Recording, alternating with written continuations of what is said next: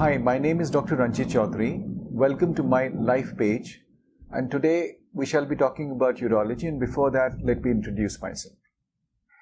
I am a urologist by profession.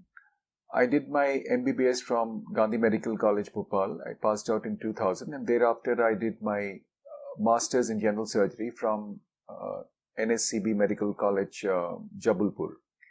Thereafter, I did my super specialization in urology and I passed out from BJ Medical College, Ahmedabad in 2007.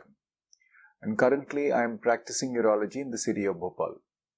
I've been mentioned in the Limca Book of World Records 2016 for dissecting the largest adrenal tumor by laparoscopy. Urology basically means a super specialization in genitourinary surgery, and that includes your entire genital and the urinary system. The urinary system, as you all must be aware of, extends from the kidneys up to the point from which you excrete your urine, that is the tip of the urethra. So any pathology that would be existing in between these 2 points would be tackled by a urologist. So generally, the most common cases that we encounter are that of the prostate, which is an organ which enlarges with the advancing stage.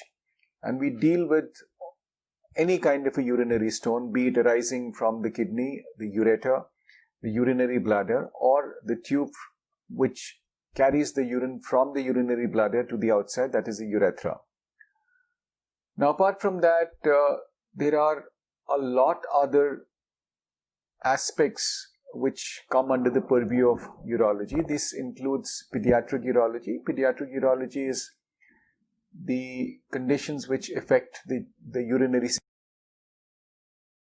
Talking about the training that you require to be a urologist, so you have to undergo a 3 years residency program. So the most of the first year is spent in doing the ward work, in which you're looking after the preoperative preparation of the patients and looking after the patients in the ward after they have been operated.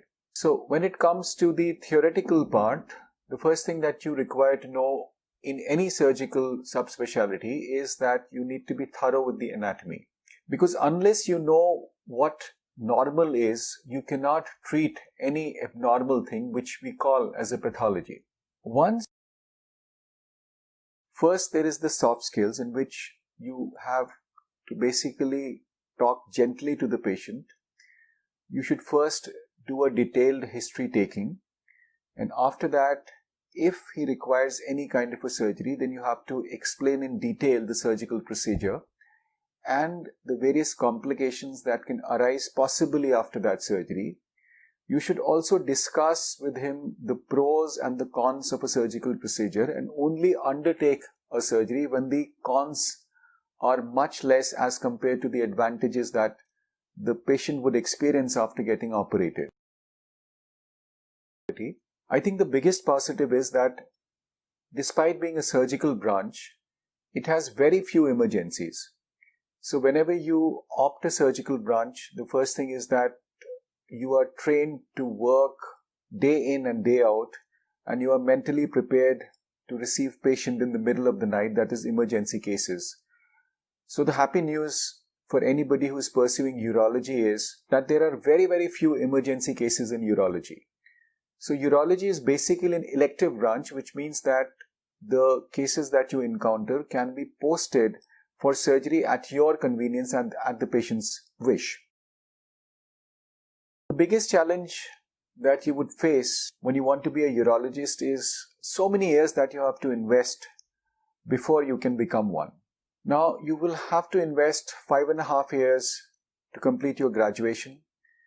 Then you sit for a difficult exam to pursue a master's course in general surgery. And once you finish that, you would be facing an even more difficult exam to get an admission into a urology course. Then 3 more years of hard work. So in all, you would be investing about 12 years of your life if you happen to get through all the exams in your first attempt. So you have to understand that it is a very, very long journey in which you have to put in a lot of effort And in the process of doing so, you will I get up at 5:45, I go to the gym, I work out for about 2.5 hours. I come back home at around 8 o'clock, I have my breakfast. By 9 o'clock, I am off for work. Usually in my mornings, I operate. By the time it is 1 or 2, I finish my surgeries. After that, I catch up on the administrative work. Then my evenings are for the OPDs, the new patients, and the follow-up of the various patients that we have seen in the past. I try to wind up my work by 8 o'clock. I try to have an early breakfast by 8:30, and I catch up on my reading after that. And by the time it is 10:30, I try to sleep.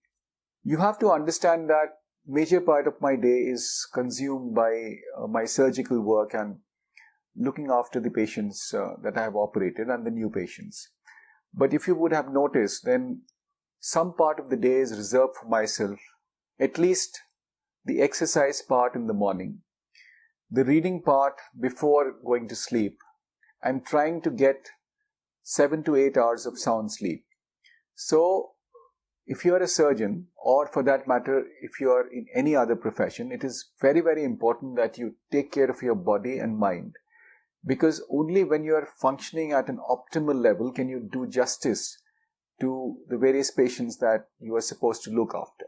Finally, I hope that I've been able to give you a balanced overview of urology. And after knowing all these points, if you wish to pursue urology as a super specialty, all my best wishes to you. Thank you so much.